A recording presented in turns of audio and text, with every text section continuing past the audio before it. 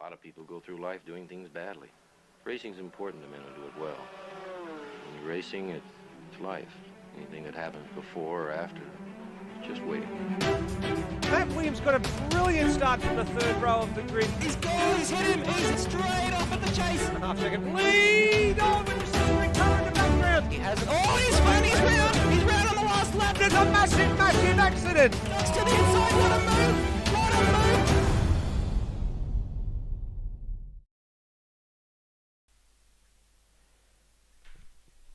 Good evening, everybody. Welcome to the final round of racing for the Super 2 Summer Series. There's 2 rounds tonight, broadcast here on the Outworld Broadcasting Channel. The Loose Sim Network guys have given us free rein yet again to run the final 2 rounds, and it is the Kiwis looking to put in a good showing tonight at the one and only Kiwi round for the series at Pukekohe Park Raceway, the same place that we've run for the last couple of years in the same configuration.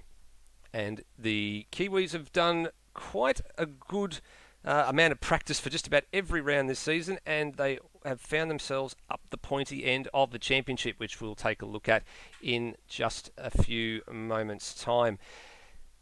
My name's Steve DeVries, or everyone who knows me in AMSOz/ASR calls me Nether. And joining me in the box tonight, we've got not only Brendan Ross from last time, but we've got Pete Savage as well. Gentlemen, a very good evening to you both. Howdy. Shout out to all my Kiwis out there. Hope we all have a good showing tonight and have a good hungy. And I'm not sure, Pete, you there at the moment? No, he's disappeared for a minute. We'll get him back when he gets a chance to get here. He might have just gone to get himself a drink, I reckon. So that'll be one of those nights. And we're actually just about to roll over to qualifying. So not wasting any time on the night tonight. Just looking to see who's done the most amount of laps out there. I'm seeing 40 for NZ Snipes. I'm seeing, I think, 41, no, it's 40 for NZ Snipes, 34 for Taipan. So a number of guys have been pumping in the lap times.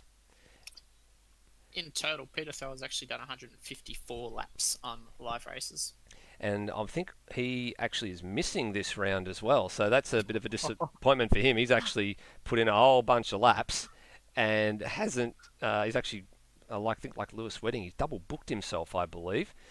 F. So, yeah, big F for Peter Thrower, but he has done pretty well in the championship as it stands anyway. And we are getting some live pictures coming through just now. So let's go over and have a look at the qualifying session about to get underway, as has been the case for the better part of this season. There is just a 1-lap private dash. We did have a 2-lap dash for, I think it was a 2-lap dash, a 1-lap dash for Bathurst, but we had an extended session of 10 minutes, given it was a rather large out lap. So the guys had a little bit extra time, but nice short lap tonight, just over 60 seconds. Expecting pole time's going to be in the 63-second barrier, gentlemen. Yeah, I'm not too familiar with tonight's strategies, but I think people were saying there'd be a no-stop, so I assume most people are going to go with the hard tyres, and probably looking at the times there, a 104 and a 103 high might be your hard tyre range. Yeah, I think you're spot on there. A number of drivers already talking in the driver's briefing about whether or not the compulsory pit stop is required. There is no compulsory stop. We have seen a few drivers try and take on, as Termo decides to take on the grass there at turn 3 and 4. We have seen a few drivers try and take on the no-stop strategy, and they have to, basically they're driving to a number on the dash. It's not so much a fuel number, but they're also driving to a lap time. So it's not like a fuel-saving effort where you have to try and hit the number all the time. You've actually got to do 2 lots of mathematics in your head. And we've seen some guys that have gone with that approach and then get almost overhauled by drivers bolting on the soft tyre and going for a one-stop strategy, but then they can go full pelt for the whole entire lap. This circuit being so short on a lap time, it might tend to favour the guys that are on the harder tyre. And being one of the longest pit lane tours on the supercars calendar, it's probably not in their favour either. No, definitely not. We'll stay with Termo. He is on his first flying lap. He's always one of the first drivers that's out of the pits. Most of the field's actually gone out, so the times are going to come thick and fast. So Termo, 12.9 seconds for Sector 1. And now riding on board from the roof cam down to the hardest stop on the circuit. Turn 5, just braking about 130 metres before the corner. Stopped much better this time. Had a little excursion here on the outlap. Clips both the apexes. And now onto the hairpin. And then from here, it is a very rocky and bumpy road. He's just gone a little bit deep there at turn 8. And this is the hard part of the circuit. Just balancing the throttle through some of these. A flat out through the kink. Just lift off the throttle. You can hear the throttle percentage, just trying to find the right spot to get back on full power. Now, there he goes. Got to use all the runoff road on the outside and to the line. And a 4.6 for Termo. So 104.6, and here come these times. Termo actually went purple in the middle sector with the 28.8, but Hiko was purple in the first sector with a 12.6, and is actually still standing with the majority of the field out there right now. Matt Cecil going out a little bit later here. So 7 times on the board. Termo still holding sway from Burko. Higginson and Snipes pretty close together. Taipan, Walton, Liccardo the only others to set times. Just waiting to see a few other drivers getting across the line here. We're looking at maybe Braxton Stancliffe going to be the next one. There he goes, position 6. And Scott Stancliffe is on a purple too. He's set a 28.7 in the middle sector to be the fastest. so Scotty Stancliffe's in position number 11. Here he is. Oh, he's on the grass as well. He's had a wild ride through the grass on the main straight. He somehow manages to keep it together for P3. That was going to be pole position if he wasn't on the green stuff.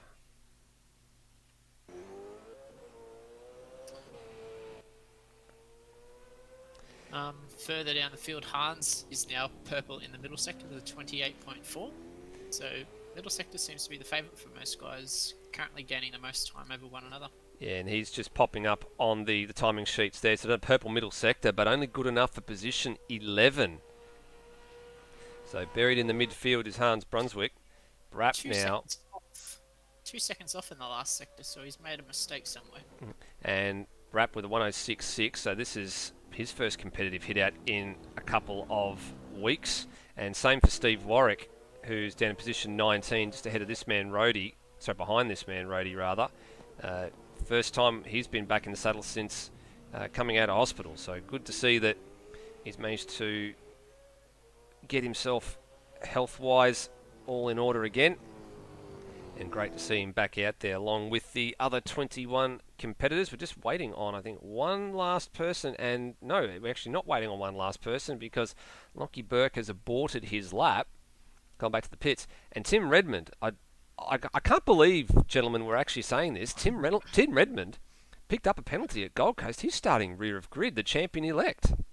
He said himself that he's never picked up a penalty before, and his whole record is now ruined and tainted because of that one incident he had with, I believe it was Hans. Yeah, correct. It was Hans. But have a look at this. I actually just failed to recognise this. It is an all-Cecil front row. Wowee. Well. And Brapp's just been disqualified out of position 16. I think that'll just be from doing a couple too many laps. So we'll sort that out for him in the next few seconds or so. What we'll do is we'll just roll the server over so the guys can go and do a little bit of warm up. And what we'll do here, gentlemen, now, Pete, have we got Pete Savage back now? So I am back. Hello, everyone. Yeah, There congrats. he is. There we are. So he is back, and good to have him aboard again. Going to be taking part in the Supercars season, which is going to get up and running in about 3 or 4 weeks. It's not too far away, gents. The main game and the proper Supercars and Super 2 seasons in mid to late March. But we're all looking forward to that, I imagine, aren't we? Oh yeah, definitely. It's been a little bit slow for the CRE boys over in our garage so far. We haven't done too much practice, but we're raring to go. We're just let it get a bit closer to the season before we started getting right into it. But yeah, it's It's been a good off season. Everyone's ready to go, and we have not been more excited for a season. And of course, you've swapped colours this year. You've gone from the loose Sim Sport stable over to fill the vacant seat that was left by Aaron Thomas, but a couple of other drivers with Greg Tara and Liam Spencer had also dropped into that seat, but heading up with Will Devonish and Termo and Cam Rutledge. And what's it been like working with Will so far? Oh, the one thing you'll get straight away is just first of all how good he is at tuning a car. He can get so much out of a car through a tune setup. I did not know you could get so much time out of one. The cars come through so stable. I've over the last year or so I've gained so much time from just little things with driving that he's explained to me, and yeah, just ended up becoming a no-brainer to join him. We were a very good pairing at Bathurst. We were both able to compromise our setups so that we both felt comfortable in the car. And we managed to do that without sacrificing much speed. And we obviously showed quite a lot of pace there as well. We had quite a lot of good battles over in the GT cars, and it was a no-brainer to join up with him.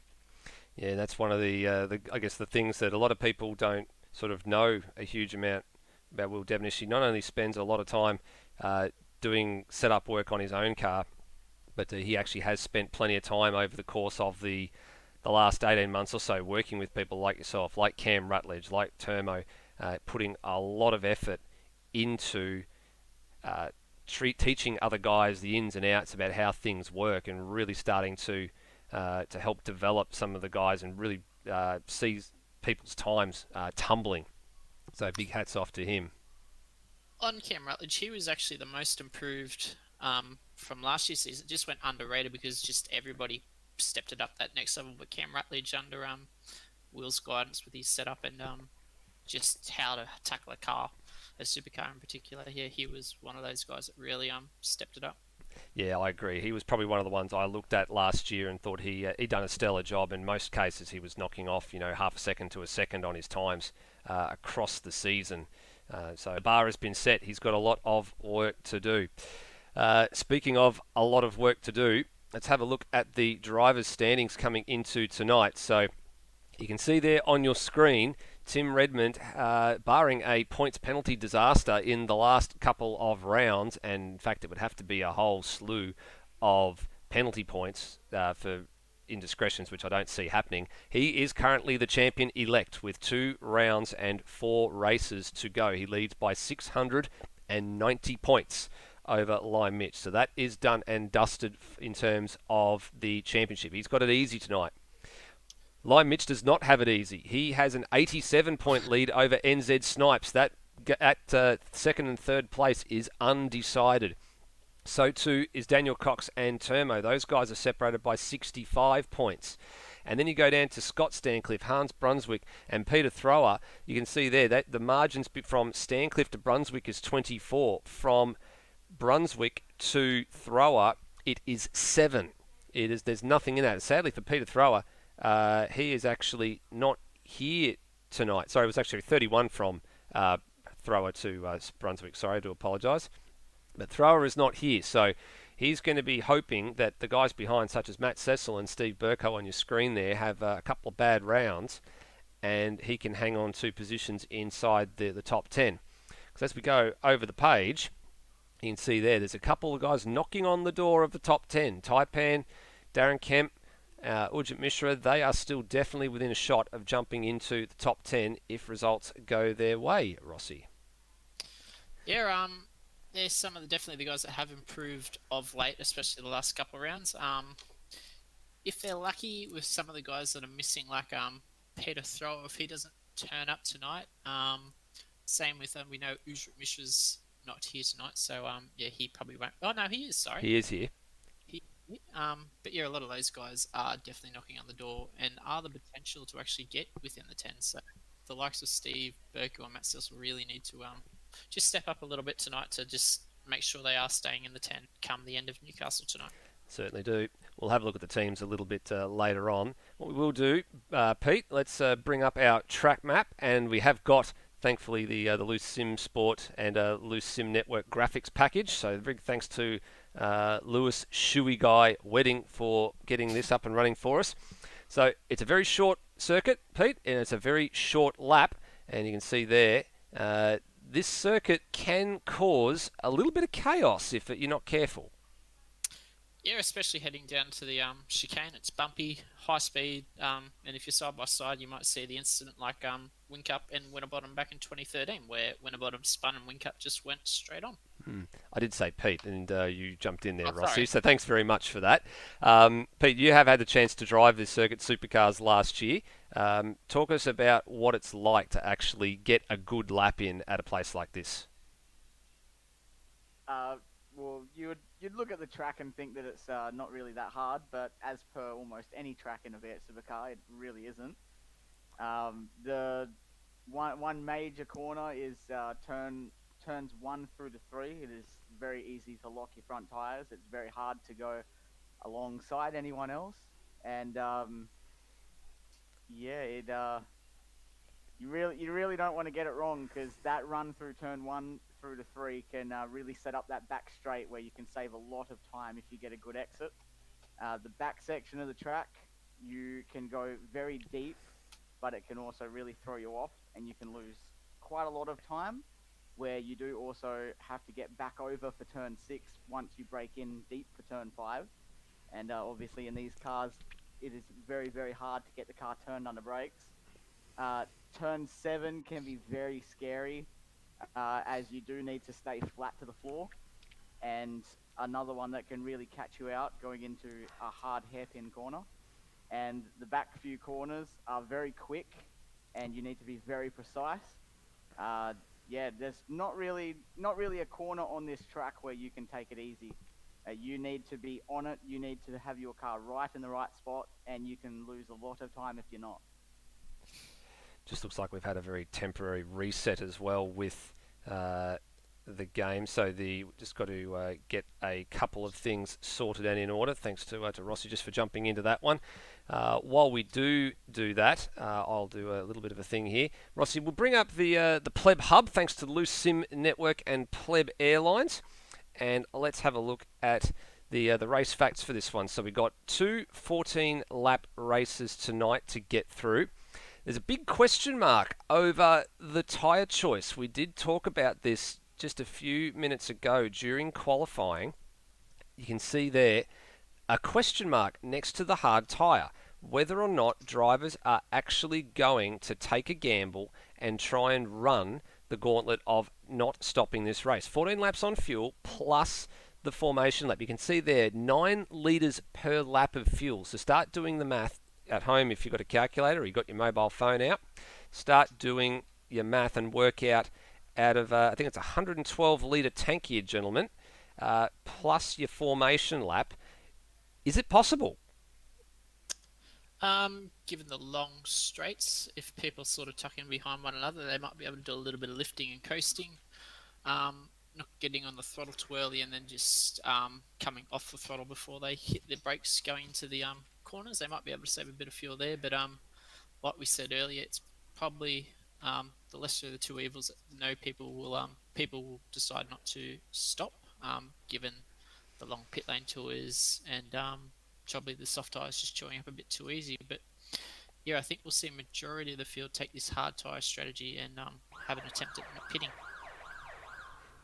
And the critical lap, you can see there is another question mark on it. So some guys will probably split this one down the middle. The soft tyre guys will probably look at it and go, right, let's try and split it at 7 laps and get home from there. And then your hard tyre guys, you'll expect to maybe see them doing, I'd imagine it's going to be probably about a 1 minute 10, I think, is the lap time you probably need to be doing to be safe. Yeah, 1 minute 10. Probably, given what they did in qualifying, they'd want to knock off a little bit of time just so they save that tyre life, so they've got something to play with towards the end, and then they just don't show off a bit of fuel.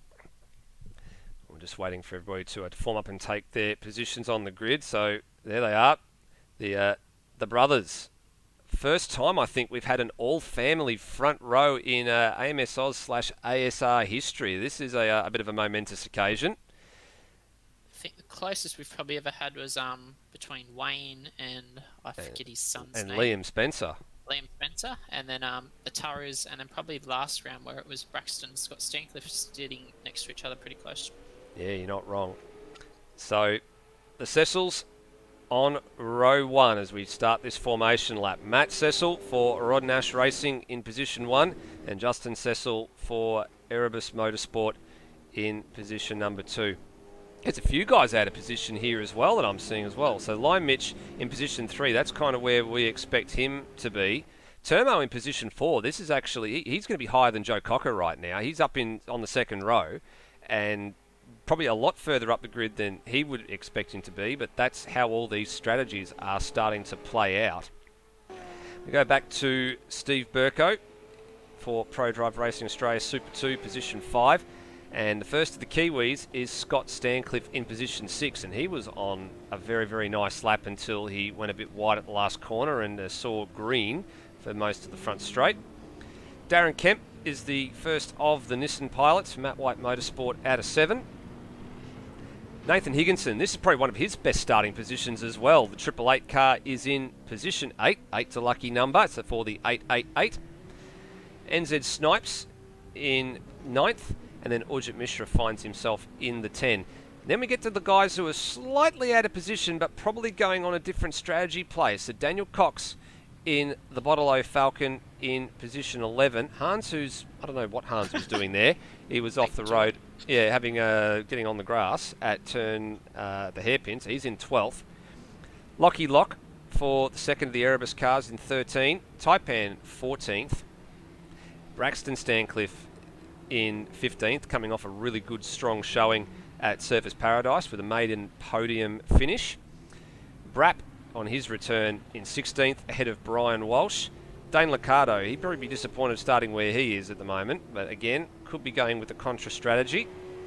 Rhodey, second of the LDM cars in 19, and then we round out the grid with the returning Steve Warwick in the number 14, Lockie Burke, who didn't set a lap, and Tim Redmond, who has the ROG start.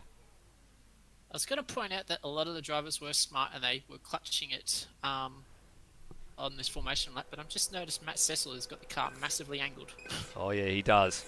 Let's have a look. Lights are away, and here we go for the first race of the night at Pukekohe, and it's a good start from both the Cecils, and there's carnage at the back!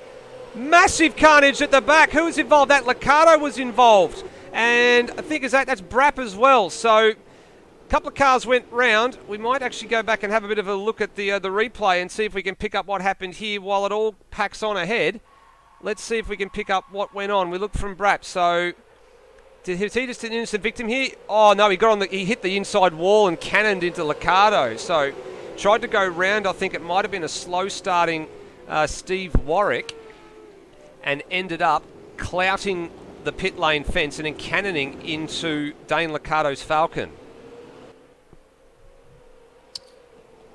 Matt Cecil building a comfortable lead at the start. He's already pulled 8 tenths on his brother Justin so far in the lap. Actually, Justin's just got overtaken by Oh, there's a little bit of awkward stuff going on down at the hairpin too. Looks like Hans maybe got hung up on the curb, maybe with NZ Snipes, just as we saw Justin Cecil starting to go backwards with Higginson moving forward, and Termo had a bit of a shocking start as well. He's now trying to fight his way back past the Erebus machine as well.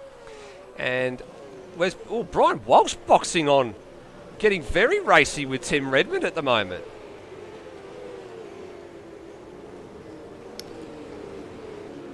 We've had a spin for Automobilista at the back of the field. I did miss it, but he has just got his car recovered now and crossing the finish line. Yeah, so he's gone just about right to the very back indeed. He is plumb last. He's off the graphic there. The 21st and 22nd cars are Brapp and Ujit Mishra, the two Gary Rogers Motorsport cars, not faring very well at the opening stanza of this race. And, oh geez, have a look at this. Full send from Braxton Stancliffe down the inside at 5, round the outside at turn 6, and he gets the job done.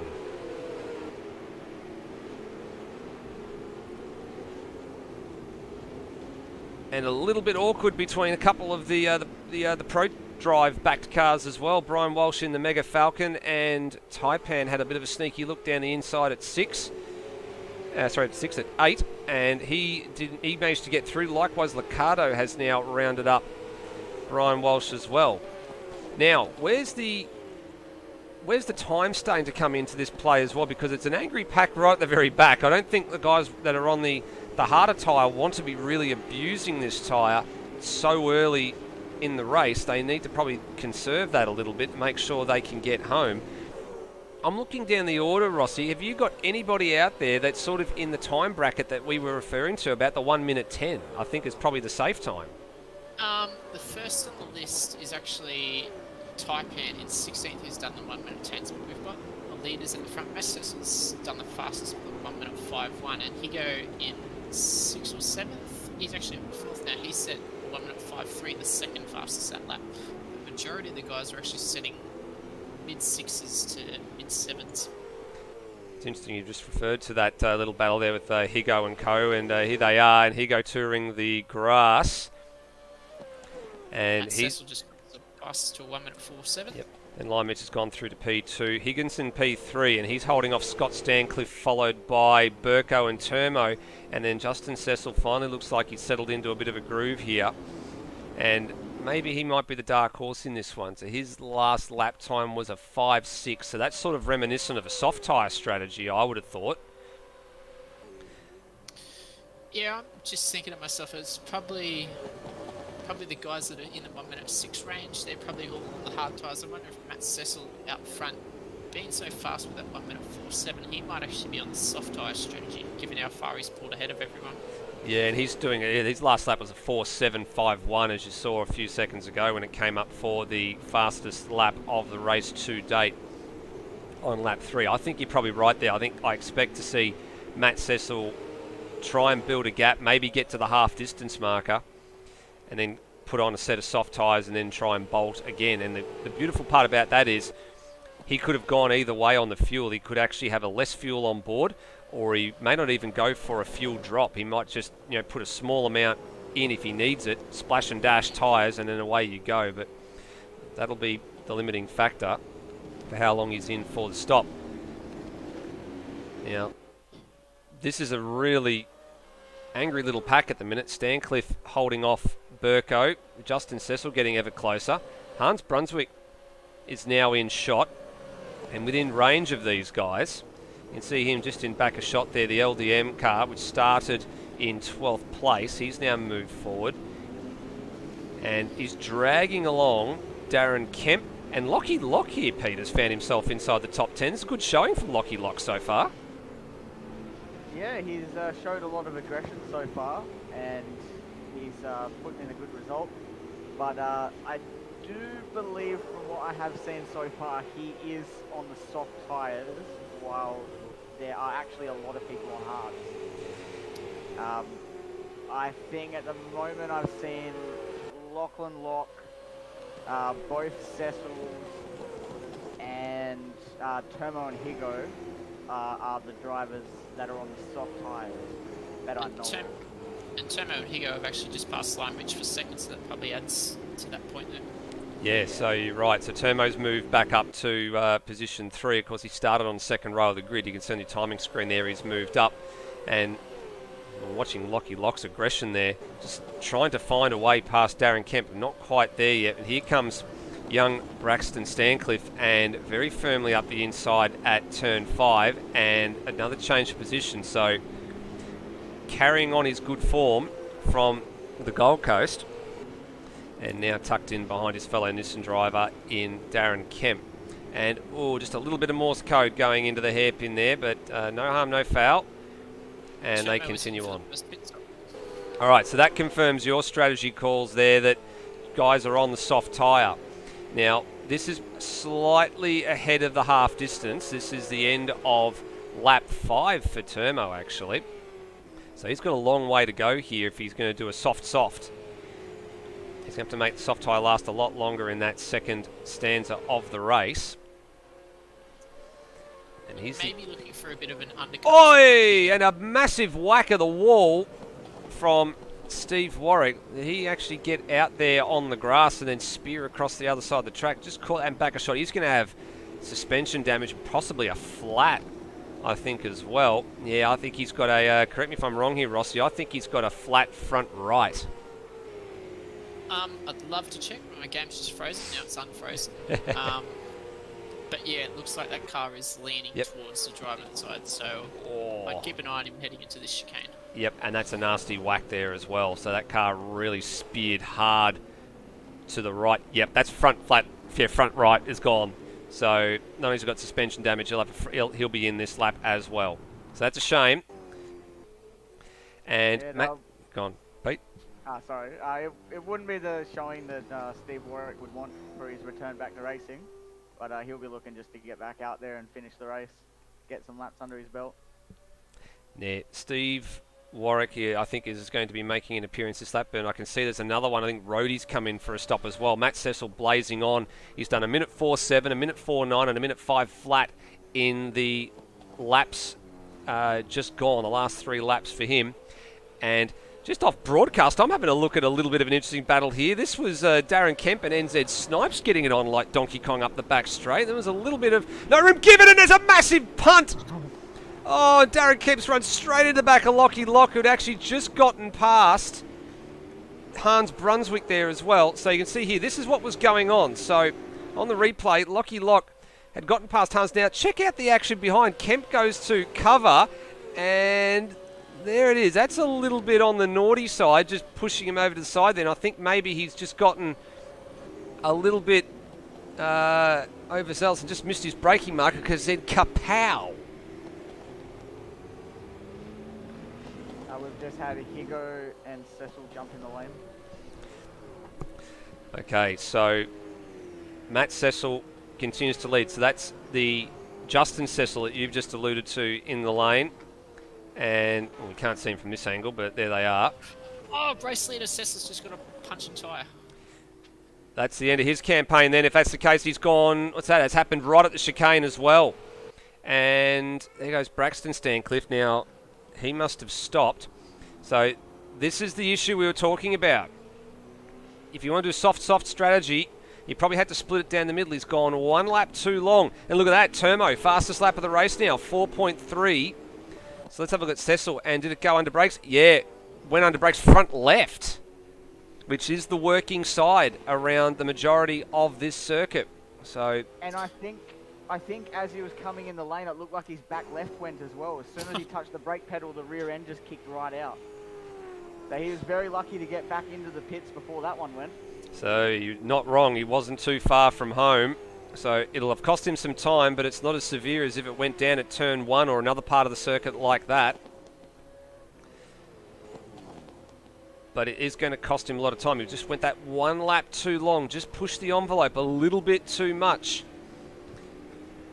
Now, where does that leave a strategy? That leaves this man, Steve Burko, the man who's had more comebacks than John Farnham, out in front.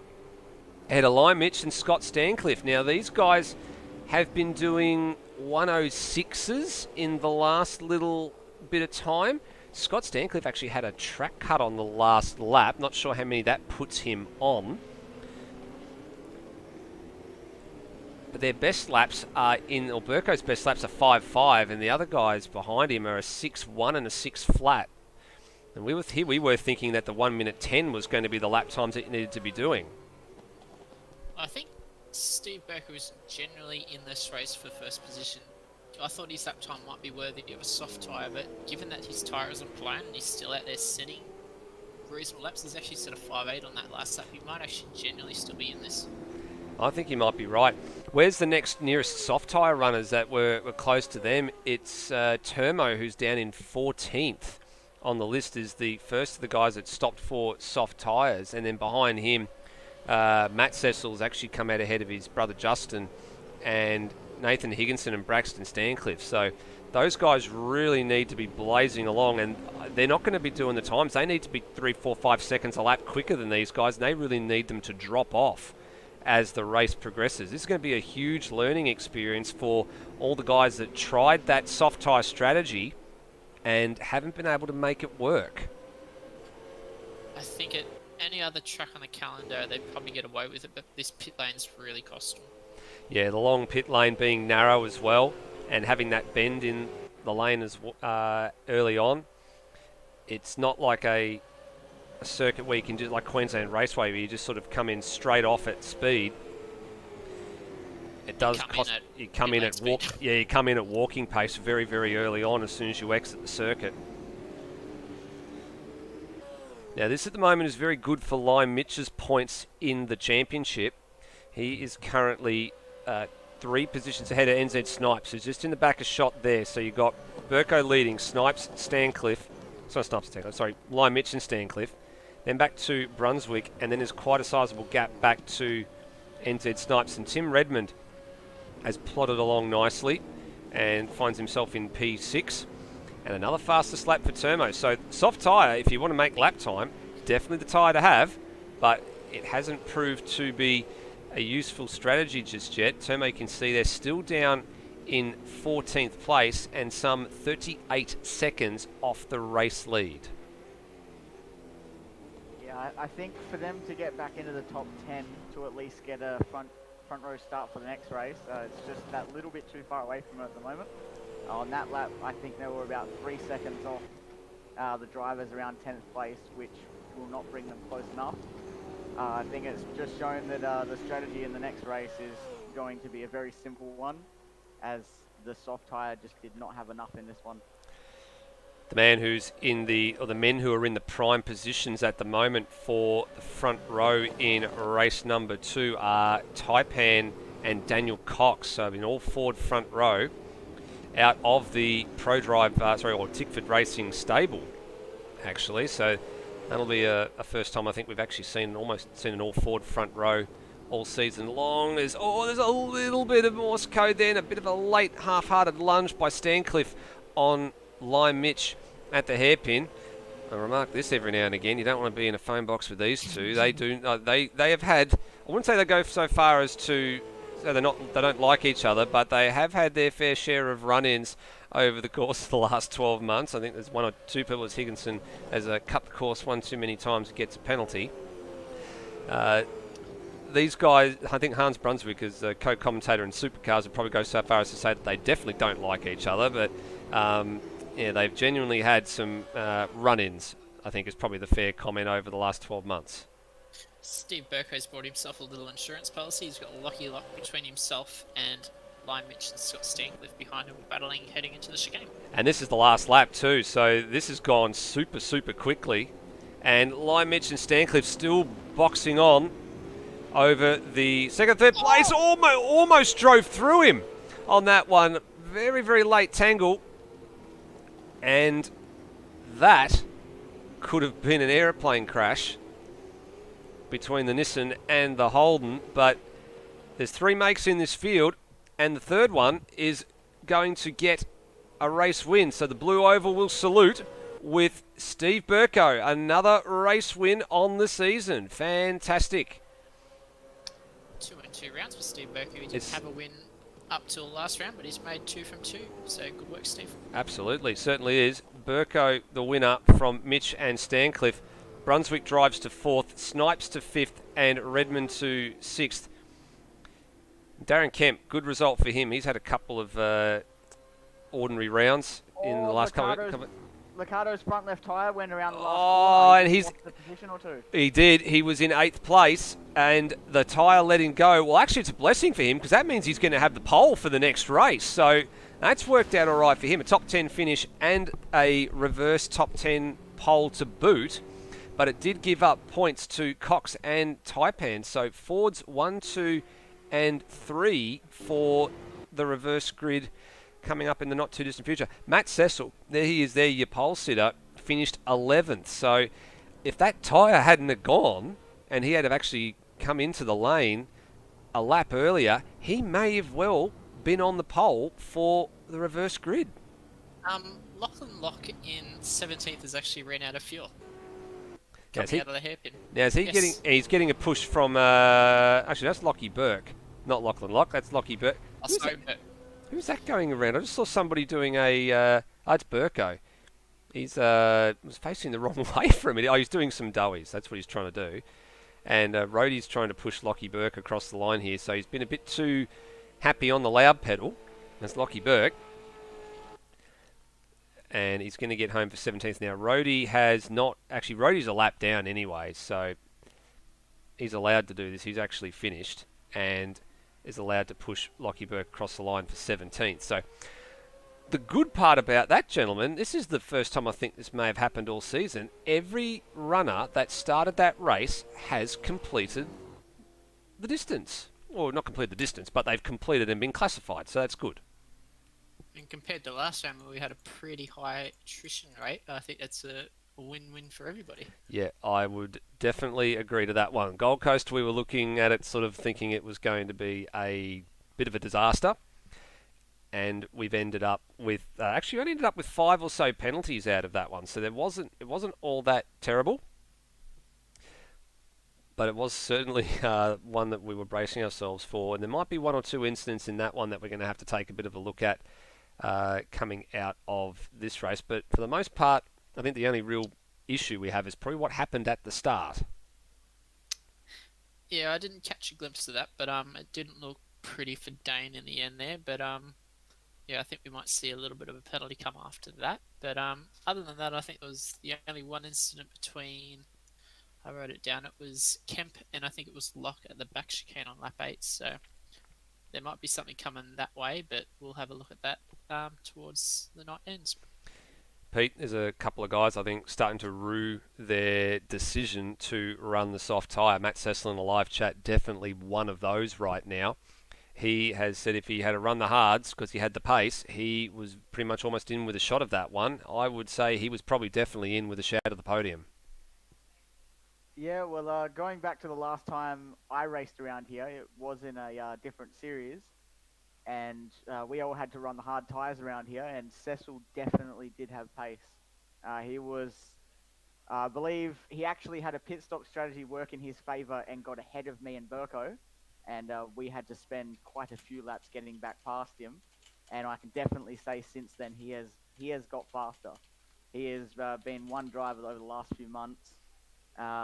He's been going from a guy that you could just come up to, well, not saying this in a bad way, but I could just come up to him and pass him, to now when you get up to the back of him, you have to work and do whatever you can to make him make a mistake. He has definitely picked up the pace in the last few months, and I reckon he's going to show it in this next one.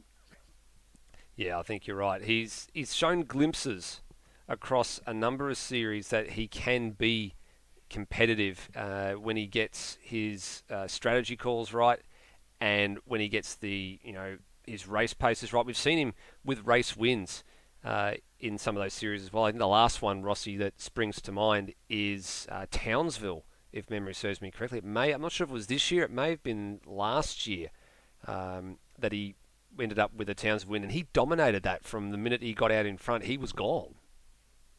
I think, thinking back, I know Matt Cecil won a race there. He may have been in a pretty fierce battle with him, but Dane's one of those people where he just needs to keep it cool, and he actually finds it actually a little bit 2 tenths, 3 tenths that just puts him a step above most drivers. He's very fast, but yeah, I think his little aggression sort of gets the best of him sometimes. Yeah, Dane will definitely have to, I guess, keep a cool head for the next session, because he is going to have the pole position, and he's going to have some pretty quick guys behind him that if they can get their starts sorted, they will be definitely a threat.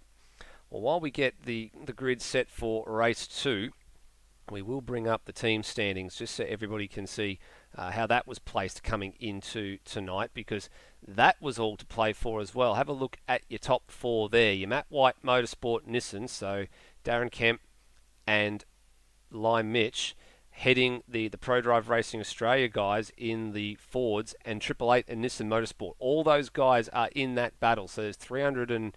oh, what's it there? Just shy of 300 points separating your top 4. And, of course, you get 300 points for a pair of race wins on a night. That just goes to you for in singles competition. But there's a lot more on offer for the teams.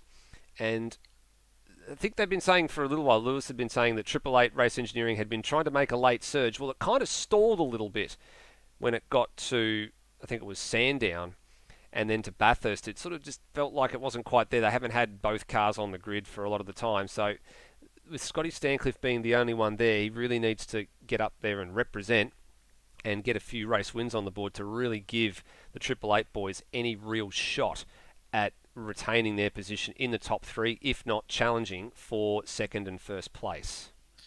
Matt White Motorsport is definitely best place to just keep that one hand on the trophy tonight. They've got both drivers there tonight, with Lymich scoring a second in that first race, and Darren Camp also up there fairly high. So they would have scored a lot of points over their rivals at Pro Drive and, like you said, Triple Eight and Nissan Motorsport. Just getting the grid all sorted for the next race, and just confirming what your top 10 or your front row is definitely still Dane Liccardo and Taipan, and of course all 22 drivers are still in the server, which is good to see. I think there's one or two guys that might be late entries for our second round of the night at Newcastle, but that's for another hour away, I think.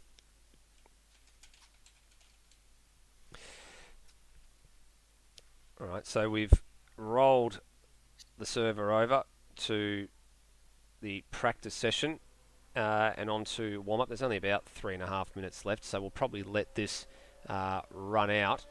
There's a few guys, I think, that are cutting a few laps. Who have we got out there at the moment? Let's cycle up and see who's just putting in a few bits of practice. Brapp has just gone and destroyed the tyre barriers, I think. Let's have a look at this. Yep, so here he is off of turn 4. Has he just run straight on?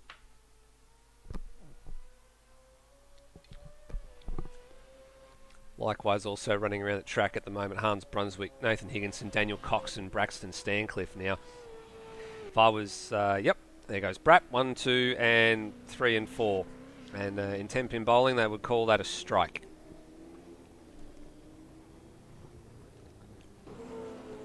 And what is he doing now? He is exploring the outer edges of the circuit. Yeah, I think he's maybe, I'm not sure, is he getting some inspiration from what they're doing with Bristol at the moment and turning it into a dirt track? I don't know what he's doing here, but whatever it is, it's entertained us for the better part of the last 60 seconds or so.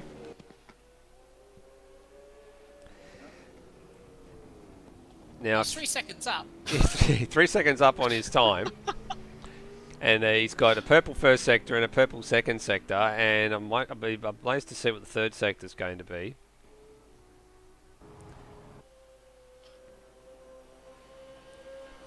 Let's just stay with it for the minute. It's going to be about a high 5, I think, here. A 6 flat, actually, so I was close. It was like 6 flat, so not too bad. Now, if I was people like Daniel Cox, who's currently out there and in position 3, I would be trying to get my starting position, or starting sequence rather, down pat for this next one, because he's starting out of position number 3, so directly behind the pole sitter on the left-hand side of the track, which from broadcast pitches is your right. And he might be in with a shot here of sneaking past into turn 1 if the top 2 butcher the start.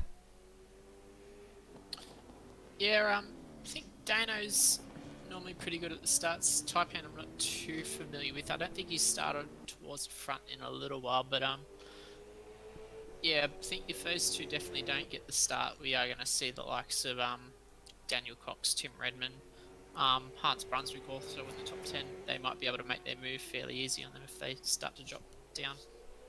Well, whatever they're doing, they're not doing any practice starts at the minute. That's what a lot of guys tend to do, is go and find some space on the track and try and perfect their launch. But in this case, they just continue on, much like Braps continue on, just leaving the, just taking complete liberties with the track limits. I think a few guys maybe might be exploring some setup changes, maybe exploring that hard tyre that a number of the other drivers have run. They've now seen how it works, and they've seen the lap times that need to be done, that they're in the minute 5, minute 6, minute 7 bracket, not the 110s that we were talking about. So they've really got, I wouldn't say the advantage now, but they've seen the light, so to speak, and they are planning what they are going to do for this next race. Well, I hope Brap's not exploring setup changes, because he's using all the track, but all in the wrong places. Yeah, no, you're not wrong. I think he's just out there, I think maybe blowing off some steam after what happened at the beginning of that race, when he ended up cannoning off the fence and into Liccardo. And yes, that one I think very definitely will be looked at, as everybody just sort of gets their last couple of laps in. So Brap's 6 flat, which we're really not sort of counting, and then Higginson 6.4, and Cox did a 10.3, but that seems awfully slow compared to what the leaders were doing at the last lap around. And I actually see here now Brap actually doing probably what I suggested everybody tried to do. I thought he was actually doing a practice start, and he's just leaving a pair of 11s. So that's all there is to note there.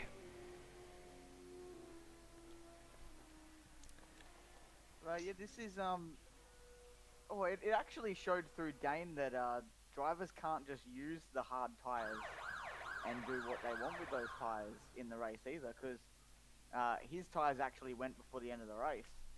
So it's going to make it very lively for the people on soft tires to try and adjust their driving style to accompany the hard tires. Otherwise, they're going to probably end up doing the same.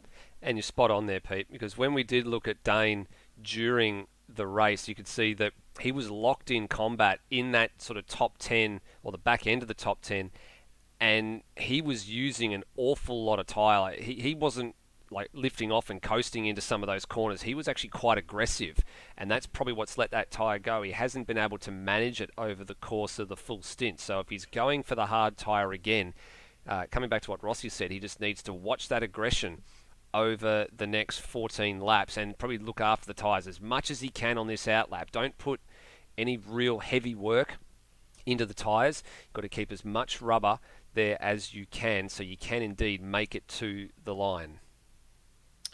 Problem is too, when the left tire is being used at the majority of these circuits too, it's not getting any respite, so it's just then constantly eaten into. No, you're right, especially through the last corner and the first corner as well. Very, very heavy loading into the right, into the left-hand side tyres. Rossi, let's have a look at this reverse grid for race 2. Alright, Dane Liccardo, beneficiary of finishing 10th in the first race, starts on pole position for the Pro Drive Racing entry. Teaming up beside him is Taipan in the Monster Energy Falcon. Daniel Cox getting used to starting this high up the grid, not also because of reverse grids, but in normal races he starts 3rd. Darren Kemp in the Matt White Nissan Motorsport starts 4th. Tid Redman, Championship leader, starts 5th. NZ Snipes looking to capitalise on making his way to get to 2nd in the Championship, starts 6th. Hans Brunswick, Nilist Hands, starts 7th in the LDM Motorsport Commodore. Scott Stancliffe, the lone 888 Commodore, starts 8th. Liam Mitch, currently 2nd in the Championship, looking to hold off NZ Snipes, starts 9th. Steve Burko, the reigning Supercars Super 2 Championship, outgoing Super 2 champ we should say, starts 10th. Matt Cecil starts 11th, had a little bit of a bad race with tyre delamination, starts 11th. Termo, also with the soft tyre usage, starts 12th. Yusuf Mishra, the GRM Commodore, starts 13th. Brap, the other GRM Commodore, starts 14th. Justin Cecil, dropping back from 2nd in the first race, starts 15th. Braxton Stancliffe, a lot further downward than he was at the Gold Coast, he starts 16th. Lachlan Burke in the Team 18 Commodore starts 17th. Lachlan Locke, beside him in the Erebus Commodore, is 18th. Brady in the Lift LDM Commodore is 19th. Nathan Higginson sort of had a little bit of a bad race also with choosing to use soft tyres. He was high up, but he starts 20th.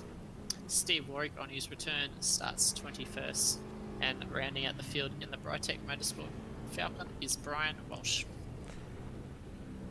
Yeah, there were some nice little battles that shaped up early on in that last race. Even people like Brian Walsh were boxing on with people like Tim Redmond very early on in the piece. So that's something we might want to keep an eye out for in this one, just to see if people have learnt their lesson from how these tyres work and not to abuse them. Not too many drivers trying to take that aggressive angle approach either. So let's see how we go the second time around. Is it second verse same as the first, or is it a different story?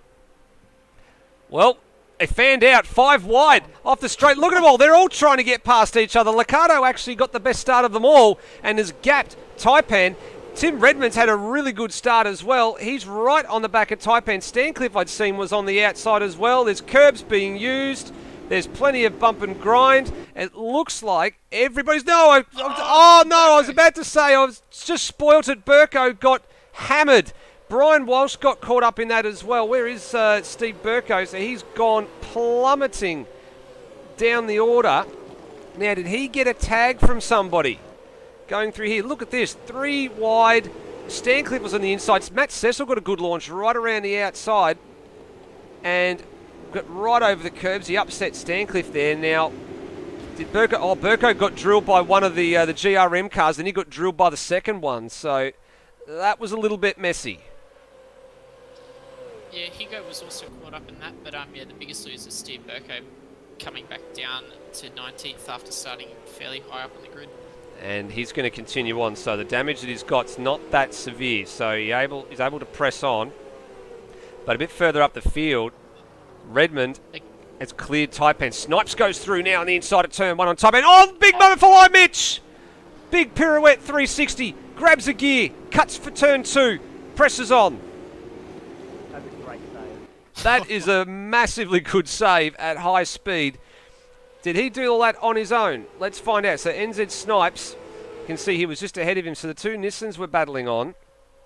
Snipes had a pretty good run. He got past Taipan on the run to turn 1. Did Mitch get a helping hand here, or did he do this all on his own? Oh, there's a little bit of... Oh, that one might go down as a racing incident, I think. There was a bit of side-to-side contact as Snipes and... as Mitch and Stancliffe tried to go through turn 1 side by side. And more boxing on with the Nissans a bit further back. Darren Kemp and Braxton Stancliffe at the hairpin as well. And Braxton's made a couple of spots, so good start for him. Coxey's gone backwards. What happened to Daniel Cox in that one? Coxey's gone backwards, but Hans has actually moved up to 2nd position, up 5 positions from 7th place. He's looking to get that second of a lead down from Dane Liccardo in 1st.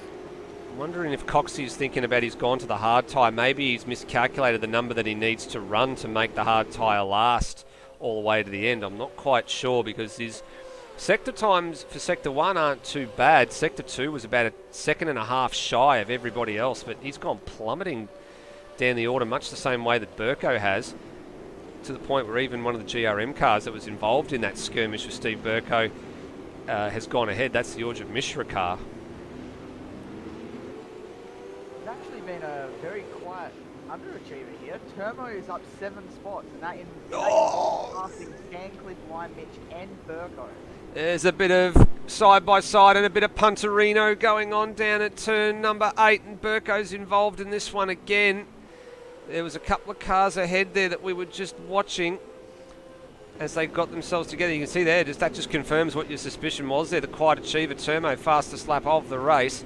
This is the replay of what went on down at turn 8. Lockie Lock was caught in behind. Oh, and there it is there. There's the contact between... that's Lockie Burke and Steve Warwick. And then who was that getting into the back of Lockie Burke? It was actually... it was Rhodey actually. Was the one that made the contact, and Steve Burko was just the innocent victim in all of that. Oh, it's actually a rarity for Rhodey to make a mistake like that. Doesn't make very many. Yeah, it's a little bit of an inattentive bit of driving there, I think, from Rhodey on that one. So he's probably going to be in a little bit of trouble for that one. His teammate Hans Brunswick is in position 2. You can see him there. There he is, the LDM Repair Management Commodore around the last turn. Tim Redmond, Snipes and Turmo. So I'm liking this at the moment. Termo's in the game, putting the pressure on NZ Snipes. Dane Liccardo's out in front, and he's doing times in the high fives, which is sort of similar time to what we saw Steve Burko do in race 1. So Burko actually being a bit of a mentor to Dane. They're in the same team, the Pro Drive Super 2 team. And, of course, sharing setup. So I think Burko will be encouraging him along here in the Discord chat just to make sure that he keeps going, he keeps his head down. There's a reason why the front windscreen on a car is bigger than the rear windscreen, and that's because you want to keep your eyes forward. But he's kept his eyes forward, and he's actually missed the braking marker. Now, that's a bit of an interesting one. I think he's actually made some gains there, and I think you guys have to slow down a little bit to make sure he gives it back, because that was, if you look at it on the replay here, you can see visually what that gap was to Brunswick, and he did come out with a sizable advantage. The drivers were told if they had to cut this chicane that they needed to make sure they didn't give an advantage, and he's tried to go around them there and sort of hasn't made it work out. He has dropped back. He's knocked off about 2.5 seconds. He's got the lead probably back to about where it was, maybe a tenth or two, a little bit higher, but he has made the effort to regain that position where he was. And in actual fact, the lap times, he's been penalised for the track cut. The lap times last time around was a 6.2 for Brunswick. And we'll have to get a rough idea of what Dane's lap was. But visually now, yeah, it actually looks like it's pretty good compared to what it was. And here goes Termo. So here's your quiet achiever, Pete. Up the inside of Hans Brunswick at turn 5, and that's a beautiful pass. Yeah, he is absolutely flying right now. I haven't, judging from the movements and how he's been taking the corners, I don't even think he's on. I don't even think he's on top. No, he's not. We just put the mockers on in there. So he's gone from being P2, albeit briefly, back to P5 for a second, and is now ahead of Snipes at P4. So I think maybe he decided that he was in the window, he was happy what he was doing, and decided to pull the trigger and move up the order a little bit, and didn't quite make it happen. 7.4 that time around, best lap of a 5.3, as Braps earned himself a drive-through, and he's actually plumb last. He's actually just run through the chicane down at turn 5, 6 and 7. Oh, that was a bit of a glitch, I think, there. One of the cars just sort of, it might have been one of the, that was actually Brap, I think, wasn't it? So he's out of this one. Bit of a technical. But this is the battle. So it must have been a speeding penalty. Yeah, it was. So here goes Termo again. Big send, full dip at turn 5. Locked it up on the inside front right as well. But he does get past Tim Redmond, who I don't think will be too phased about that.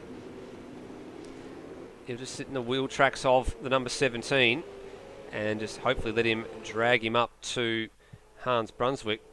And this now starts to become a nice little train. So Brunswick, Termo, Redmond, Snipes, Mitch, and then Scotty Stancliffe is still hanging on to this as well.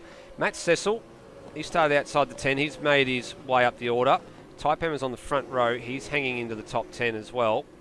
And Darren Kemp, who was, you can see there, he was up in 4th place to start this race. He's still inside the top 10. And most of these guys, I think, have just sort of settled into their own rhythms now. And just waiting to see if all the mistakes in front start to surface. But not this time, because here goes Termo again, pulling the trigger. Favourite passing zone, I think, must be turn 5 for him. He must be very, very confident under brakes. And this time, he has consolidated P2. He's just got to get it stopped this time. And he does, but he's locking that inside right front. I mean, it won't be too bad because that's not the working side of the car, but you still don't want to be having a flat spot come back to all the time in the braking zones, Pete. Yeah, and this also kind of covers that they're not on soft tyres either, because Termo and Liccardo have not pitted. And they've got lap traffic now as well. They are on hard tyres with everyone else. The only question is, are they going to make their tyres last to the end? Well, they are pushing. They are, and Got held up. they've got a bit of lap traffic here with Rhodey, who's just cut the second corner. And he's a bit wide here. He's got to stay wide. Be careful. And just feed back in here. Now, I'm looking at Dane's times. I'm wondering if Dane's laps are just dropping off a little bit here. He's done a 7.3. Termo's done a 6.2 last time around. So I don't know if Dane's gone into preservation mode here, if he's just watching the fuel burn and maybe trying to nurse these tyres through. But he's going to have to be really careful here because this number 17 car's very sideways at turn 7, full foley at turn 7. Hello, Brenton, if you're watching along in the live chat. I don't think you are, but hello anyway. We thought Nathan Higginson was using you as a mentor for going sideways. Turns out Termo's not akin to doing it either. And he is right in the hunt here. This is going to be more lap traffic in the form of Locky Lock for these two. Dane is being put to the sword here. I don't think he's had this type of pressure for quite a while, other than a couple of other series that he's participated in. He hasn't had this fierce of a competition in a very long time. There's Rhodey giving Termo the hurry up as well. Now, he's a lap down. You don't want to be giving Morse code to a car that's a lap ahead of you. You have to clear that car, and he's becoming a bit of a rolling roadblock for a few people here. Buying Hans Brunswick a bit of spare time, I think, here. Oh, Termo full lock again. Now, Termo's already signalled his intent a couple of times by passing the cars at turn 5. If I'm Termo, I've got to pick a different passing zone for Liccardo. I think he'll probably be awake to it if he gets too close and try and cover it off. I may be thinking maybe the hairpin is where Termo needs to have a bit of a think about where to send it, and maybe not in the next lap. I think maybe around lap sort of 12, 13 is where he might want to pull the trigger. Just depends on what Dane does. Yeah, I feel like for me this would be the time where I'd be getting my car in nice shape, as I would feel with the way that Termo's been driving that he's probably overdone his tyres a little bit. Find an opportunity where Dane is weak and strike. With him being someone who is a bit inexperienced, can especially work in Termo's favour if he plays his cards right. And he's a bit further back at turn 5 this time compared to what he has been, so maybe he is thinking about a different opportunity here. And Liccardo, you can see here, was all from the onboard camera, you can see already awake to a possible passing move at turn 5, and he went defensive and covered that line off very, very early. And you can see here also he's doing the same again, just staying in, coming in about 6 feet from the outside of the circuit, just not fully on the racing line, but not fully off it either, and just making it a little bit difficult for Termo, saying, you know what, I'm going to park my car in all the right spots here, and I'm going to make you earn this pass. Elsewhere behind him, Brunswick has got Termo for company, so Rhodey really hasn't been much help to his teammate here, and now he's going to have to let them through, but I think he gave Hans a bit of a tow there, actually. And Redmond is probably going to be a little bit annoyed here. Rhodey's sort of caught up in this roadblock. And look at that, Lime Mitch and Snipes are sandwiching Scott Stancliffe as well along with it. Wajit Mishra fastest lap. Where did that come from? Rhodey, what are you doing? That's the grass. Termo 2 laps in a row now. He's actually pushed it wide into turn 1, and it's cost him being close enough heading into the chicane. He's done it again this lap, and he probably would have been able to make the position, but Dane's awake to the move. Yep, he definitely is.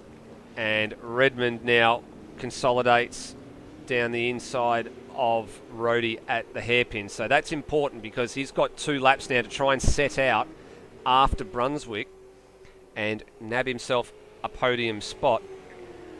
Now, also, just in that last little bit as well, Scott Stancliffe pulled the trigger on Lime Mitch. So he's now through to P5.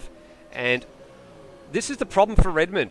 He's got worn tyres. He's on the hards. Rhodey's gone in on the softs. He's a lap down. So he's quicker in a straight line, but he's a lap down. So he's really starting to have a knock-on effect on the outcome of the last podium position here.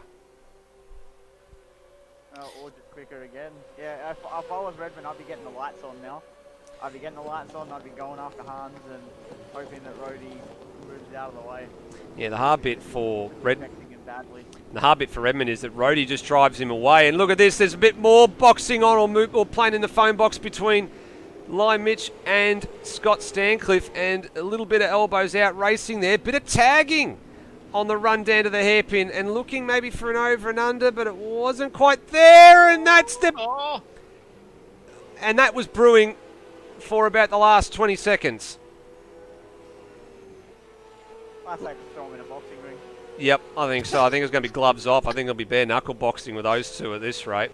Lockie Lock, fastest lap of the race. So the guys on soft tyres just looking to really put their marker on this one. Now, Licato's got a healthy gap here. He's got 9/10 of a second, so he really needs to make a right royal mistake on this last lap to let Termo in. But this is a podium that I wasn't expecting to see, with Licato and Termo and Brunswick currently in the podium positions. And Licato's just driving away here as Termo just used up a bit too much tyre because Brunswick's coming back in, and there might be a late change here for position 2. Termo's going to have to really hold on here. Oh, got him.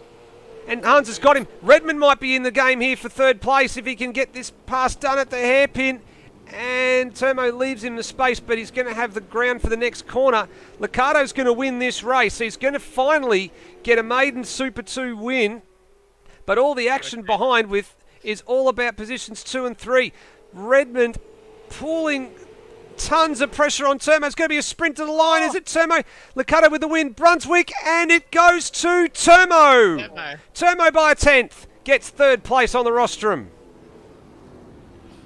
Done well, And Termo. I think Snipes managed to grab. Sorry about that. Snipes managed to grab Scott Stancliffe on the line as well, and Taipan and Kemp have also raced to the finish line as well. Yep. Whoa, Burko, massive high side. After that one was over, I think that's more in frustration than anything. He's come home in position 9, behind behind Kemp and Taipan, and ahead of Daniel Cox. So, and Walsh he's picked up a last-minute penalty. So what happened here? So here's Burko in behind Kemp, and he's toward the grass. So didn't get a good run off final corner, and that was really close between Kemp and Taipan as well. And yeah, I think Burko just getting his frustrations out there, I think. I think Berkey's ran out of fuel again. He just managed to make it to the line this time, though. Yeah, there he is. So Lockie Lock and Brian Walsh will have 30 seconds added to his time. Now he is he's actually the last man on the lead lap as well. So that's actually not going to affect him at all because Rhodey and Higginson behind him are a lap down, and so too is Orjit Mishra. So that penalty for Walsh is not going to affect his position in this race. But definitely a few talking points out of that one, gentlemen. Definitely a few skirmishes that I think are going to be, well, let's just put it brutally here. They're going to require a boxing ring to settle it. Yeah, won't name names, but it's pretty much the two that have been boxing on all year. They definitely are. Good race overall. Good to see Termo showing a little bit of aggression. This race probably used his tyres a little bit too early in the piece. But yeah, good to see him battle on, throw some moves. Lost a couple of positions, but then got them back almost straight away. We're just waiting for a few people to sort themselves out. I actually think I'm just looking here. I can see Rhodey actually pushing the race winner, Dane Licato, in. We'll actually go back to a live picture and pick this one up because it's actually worth. We haven't got the audio, but whoops, and we shouldn't probably have that either. But no, there he is. He just got a push from Rhodey, and he's thoroughly earned that one. He got the good start. He got the start from pole that he needed, led every lap, and got the race win. The only thing he didn't get was the fastest lap of the race, but at the end of the day, he didn't need it.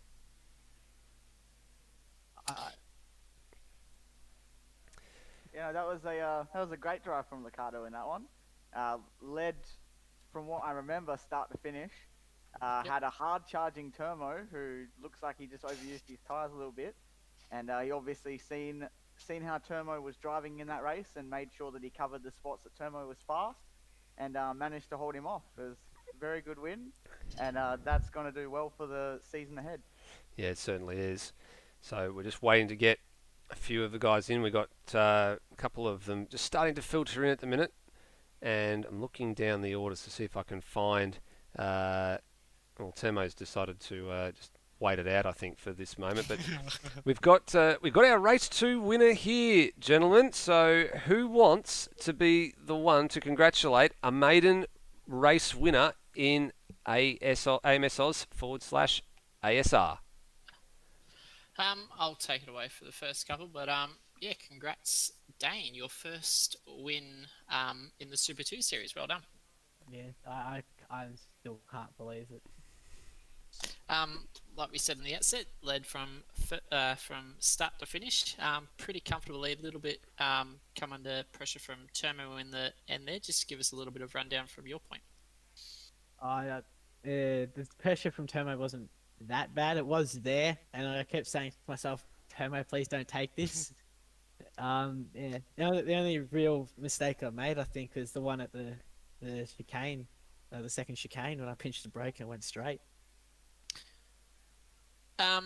Overall tonight, how did you find your race one? Also, you benefited from finishing 10th, but starting on pole for that race. But how did your race one go from your view? I was not happy with race one. The tyre blowing at the end of the race, the accident at the start, it all went wrong. And I didn't think race two would be as good as it was. Nice. Well, congrats on your first Super 2 win this season and then coming forward, Dane. But best of luck heading into Newcastle. Thank you, Rossi. Thank you, everyone. All right, we'll head to our race one positions before we carry on. Steve Burko, our race one winner, come through the field in that one, but a comfortable win in the end for yourself. Yeah, race one, starting near the front of the grid. I was on the hard tyre, and I knew that Mitch and Scott would have been on a similar strategy to me. Stuck to my guns, and then ended up getting a good run out of the chicane to get Scott at the hairpin, so I was happy with that. First attempt I tried, I actually hit him on the side, and I was like, nah, I can't do that. That would be unfair. So I gave him the position back. But yeah, did it on the next lap and actually stuck it, and yeah, I was happy with the performance in the first race. How did you find your tyre life out there? Did you think you could push a little bit more? Because you were the fastest of that leading bunch in that first race. Was there a little bit more in it that you could have pushed, or you had to conserve towards the end? Look, the tyre life, it doesn't really do it justice. On the screen it said 36%, but that was counting the right side tyres as well. I knew straight away, because my tyres were in red, I probably could have done another maybe 2 or 3 laps before those tyres blew. Yes, well, that's 2 wins in 2 rounds for yourself this season as the outgoing Super 2 Championship. But yeah, best of luck heading into our final round at Newcastle. Thanks, mate. Second place in race 1, we got Lime Mitch. Wasn't the fastest out there in that race, but you were almost consistent with everyone around you. How did you see your races go tonight? Yeah, they were pretty good. I think I had reasonable pace over a whole stint, so I was feeling quite good about that. And yeah. Can't think of too much to us from this point. It was a fairly straightforward race from most people out there, but same for yourself. How did you find your tyre life out there? Was there more that you could have pushed into it to get a bit more lap time to match the likes of Steve in front of you, or were you pushing to the max? Yeah, I was actually decided to go for it with 4 laps to go, but then I had Stancliffe on my back, so that kind of pushed me back a couple seconds. I think I could have probably caught him. The tyres weren't really the main issue, it was more the fuel, so yeah. There was a few little tit for tats between yourself and Scott also between those 2 races. How'd you see them? Yeah, I think it was all reasonably tit for tat, but certainly not the last one, so we'll see how that plays out with the stewards. Nice. Yeah, well, congrats on your podium position for race 1, and yeah, best of luck for Newcastle. Thank you. Third place for race 1, Scott Stancliffe, the only Kiwi to actually stand on the podium tonight. I thought we probably would have seen more, but you're raising the flag for the Kiwis currently tonight, Scott. Yeah, no, it was good. Didn't really expect the result after not practicing all week. I only just downloaded the track about an hour before the server went up. So, yeah, no, the boys told me sort of what to run, and I just drove to a number, and I was probably actually a little bit too conservative on that first race. But yeah, I was also trialing running no assists for the first time ever. So I turned everything off, and yeah, that's where I made the mistake by spinning line there at the end. So apologies, but yeah, other than that, before that, it was all fair is fair, Rubbins racing and carry on. But yeah, towards the end, I think I got a little bit carried away and tried to correct it and just tapped his rear quarter, and I was just like, there's nothing much I can do now. How did you find running without the assist there? Do you think you found a little bit of a gain, or you still need a bit? Yeah, it definitely needs work. I think with more practice, you can definitely see coming off the corners it's a bit faster. If you modulate the throttle right, if you don't, well, you end up sort of spinning the wheels and taking lime out. So, yeah, but yeah, no, I think it's definitely a good thing to learn. I'm going to do it for the next run. Haven't run this circuit at all, so I think I did 2 laps before the server rolled over earlier. So we'll see how we go. Yep. Yeah. Well, thanks for your time tonight, and congrats on your podium. I think you're still in championship hunt to just sort of hold off 6 ahead of Hans. So best of luck into Newcastle. Cheers, guys. And I think Peter, we've only got Hans and Tomo left. If you wanted to ask them a couple of questions. Yeah, I'll give them some questions. Hans, how do you think your Pukekohe races went? It was a bit quiet. Good. I thought it was great. I think that were some of the best races I've ever had. Like, I think I was driving at a very high level, and everyone else was driving at really operating at a very high level. So it was great. And yeah, the car was really good. Had a little bit of an incident with Snipes in race 1, but that's all right because Concertina is that way. But the car was very good, and got into 4th, and then backed it up with a 2nd in race 2. And I just want to say congratulations, Dane, as well, because I was a bit worried in race 1 and in practice, but Dane, he's come through with the goods in race 2. And yeah, very happy for him. But no, we've been plodding along and we've been chipping away. It's great. So how did you find the battle with Tomo at the end of that 2nd race? I seen you had a bit of a dip at him at the end. Yeah, well, Tomo, I thought he was on softs for some reason because he had so much more pace. I couldn't believe it. So the way he got past Redmond, I just thought, no, I'll let him through. He's probably on softs. He'll probably burn out, and then he didn't. So it was giving Dane a fair shake at the top, but I think he just used too much of his tyres. Maybe used a bit too much fuel in the process and had to fuel save a lot at the end. So I think I fuel saved a bit too much, and I let Dane and Termo run away. But I think Dane, it shows when he does get the car in a good position, he can drive a good race. And yeah, it was great. I really enjoyed the 2nd race as well. And question about the season, since we are on the last night. How do you think you have progressed in this season? We've been going backwards ever since day 1 in this series, mate. No, I mean, it's been a bit of a challenge having the ×4 tyre wear and the fuel. So, I think on some days it sort of worked for me, and on some days it worked against me. So, Surfers was definitely a day it worked against me, but Phillip Island was a day it really smiled on me. So, I mean, the fact that I got 2 race wins this season, the fact that I got a race win at all was just more than I was ever expecting, because I knew I was never going to be able to dedicate practice to it, and I just decided to come in, have a dip, have some fun, and yeah, it's been great and wonderful series that's been put on. Keen for the main Super 2 series to get into it, and keen to get back into your seat where you're commentating. Yeah, well, good luck in the last 2 races tonight, and congrats on your results. Yeah, thanks, boys. And Termo, I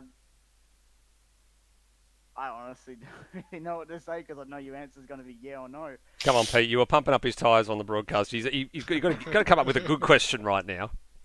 Well, congratulations on the result, Turbo. You definitely showed quite a lot of pace in that 2nd race. How was it from your side?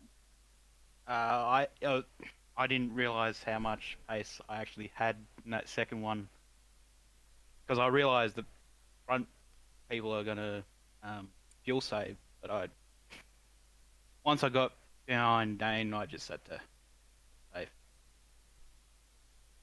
Wasn't really expecting an answer other than yes or no, but yeah.